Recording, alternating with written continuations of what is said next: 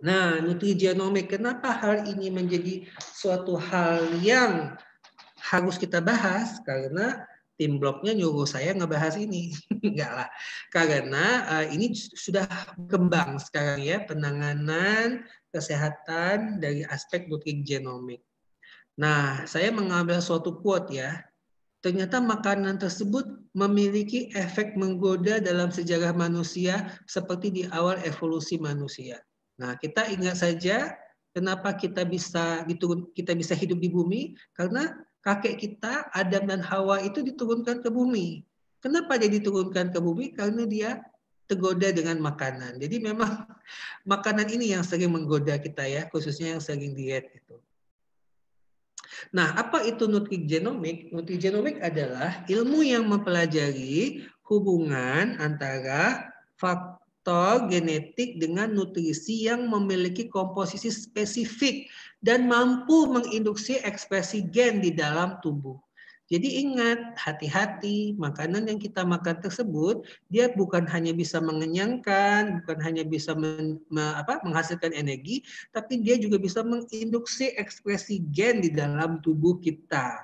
Ya, di mana seharusnya karena makanan tersebut bisa menginduksi ekspresi gen di dalam tubuh kita, maka kita harus makan yang baik-baik supaya makanan yang kita makan tersebut bisa menonaktifkan gen-gen yang buruk yang ada dalam tubuh kita dan sebaliknya mengekspresikan gen-gen yang baik sehingga kesehatan tubuh kita optimal.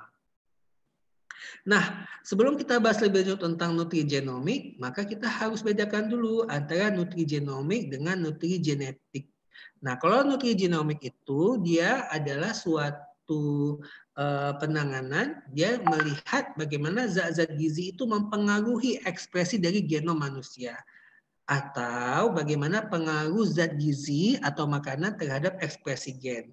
Nah, kalau nutrigenetik itu kebalikan, bagaimana genetik bisa menggambarkan kerentanan asupan zat gizi atau bagaimana kondisi genetik dalam tubuh kita itu bisa mempengaruhi apa yang harusnya kita makan dan apa yang seharusnya tidak kita makan.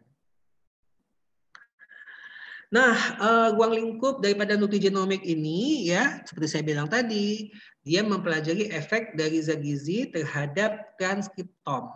Apa itu transkriptom? Bisa itu RNA, termasuk di dalamnya mRNA, rRNA, tRNA, termasuk juga RNA yang sifatnya non-coding.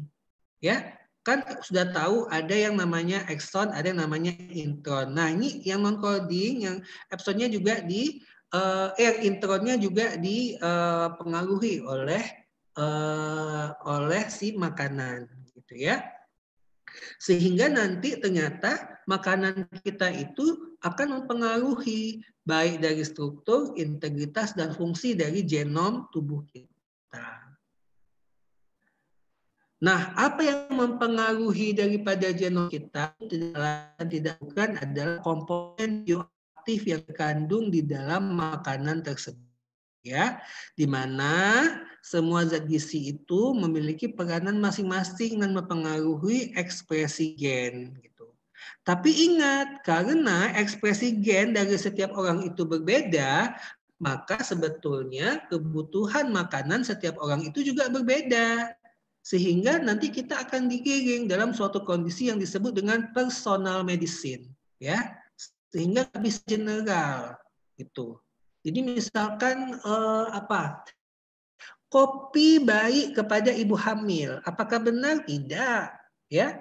Mungkin ada ibu hamil yang minum kopi nggak ada masalah apapun, tapi ada ibu hamil yang minum kopi langsung terjadi palpitasi, ya kan?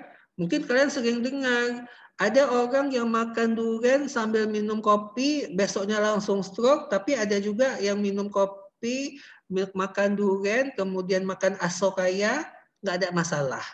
Nah, apa yang menyebabkan hal tersebut itu tidak lain dan tidak bukan adalah ekspresi gennya. Nah, jadi memang ini sangat personal sekali. Nah, kenapa genetik kita itu sangat personal? Karena memang lokasi gen dan ekspresi protein dari setiap gen itu itu sangat berbeda antara satu orang dengan orang yang lain. Kenapa berbeda? Karena kita beda ras. Karena beda ras, maka dengan sendirinya susunan DNA-nya juga berbeda. Nah, sekarang saya minta kepada kalian coba kasih contoh. Kira-kira hal-hal apa saja yang bisa kita golongkan ke dalam nutrigenomik?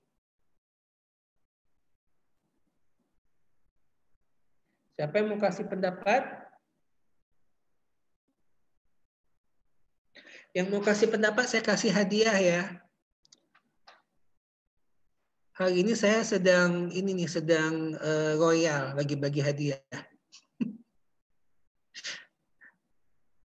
Tapi khusus di Banda Aceh bisa ambil. Kalau yang berada di luar Banda Aceh kirim, tapi ongkos kirim ditanggung masing-masing.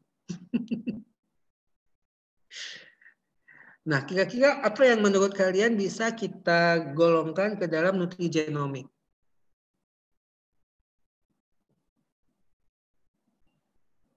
Kalian pernah dengar nggak tentang, sekarang kan sedang into penelitian-penelitian yang membahas tentang anti cancer dari berbagai macam tumbuhan. Nah, sebetulnya bagaimana tumbuhan tersebut bisa menghalangi terbentuknya karsinogenesis? Itu tidak lain dan tidak bukan karena di makanan tersebut mengandung bahan-bahan aktif yang bisa menghalangi terjadinya ekspresi gen untuk gen-gen yang sifatnya karsinogen. Nah, tugas kalian adalah coba cari komponen bioaktif apa-apa saja yang bisa menjadi bahan untuk anti kanker. Ya, dan bagaimana mekanismenya.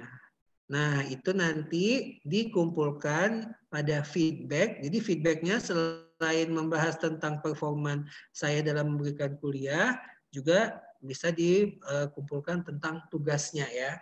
Dok, apakah tugasnya akan dinilai? Tidak akan saya nilai dengan nilai A, B, C atau berapa nilai angka, tapi akan saya lihat untuk mengetahui saja apakah kalian menjalankan atau tidak apa yang saya rekomendasikan. Oke, ada pertanyaan sampai sini? Waktu kita sudah pukul 1:36, kita sampai pukul 13.40 ya. Jadi masih ada waktu 4 menit lagi kalau mau bertanya. Kalau tidak mau bertanya, ya berarti kita akhiri sampai sini. Mudah-mudahan apa yang kita pelajari hari ini bisa jadi manfaat buat kita semua ya. Mohon maaf bila saya membuat pusing kalian di siang bolong hari ini, tapi memang itulah tuntutan dari apa yang harus kalian pelajari di blog ini. Selamat belajar, tetap semangat untuk berproses lebih baik ya. Dan yang paling penting jaga kesehatan agar kita bisa berjumpa kembali di kampus FK Unsia Tercinta. Mohon maaf bila ada kesalahan. Wabillahi taufiq wal hidayah. Assalamualaikum warahmatullahi wabarakatuh. Assalamualaikum warahmatullahi wabarakatuh. Terima kasih banyak dokter.